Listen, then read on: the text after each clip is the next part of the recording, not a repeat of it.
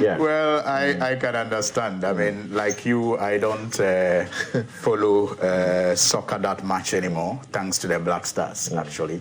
I think I got my first heartbreak from the Black Stars in a friendly we had with Germany.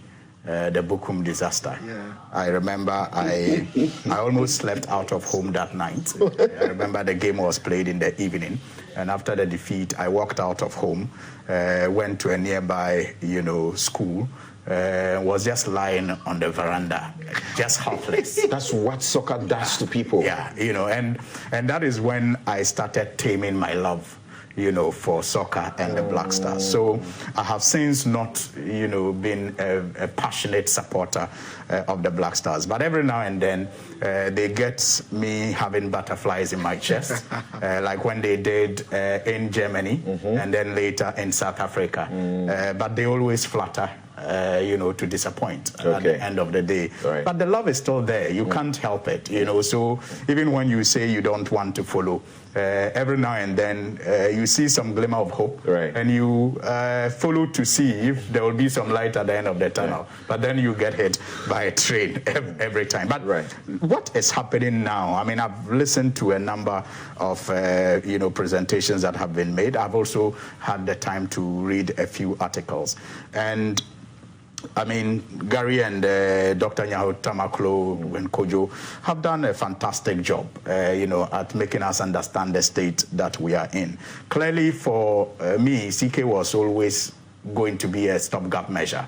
I mean, it was as if the people in the game or in the sport picked their boy and said, "You handle this for the meantime, and let's figure out what to do."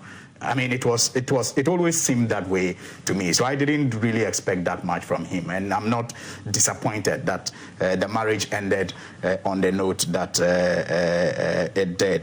But, I mean, when you follow the trajectory of his, dismissal and the appointment of Rajovic, you begin to wonder if we knew all along that we're going for Milo.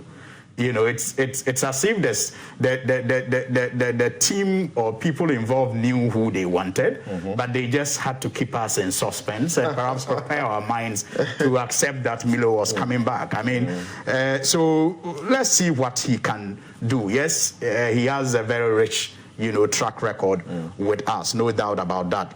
But one will also not be. It will not be unfair for one to wonder what has changed since he left 2010, and what about his attitude has changed, and how differently are we going to relate with him this time around. The only thing I hear that makes me wonder if indeed we are assessing it properly is the fact that we are paying him $30,000 now, when we used to pay him 30,000 euros in 2010.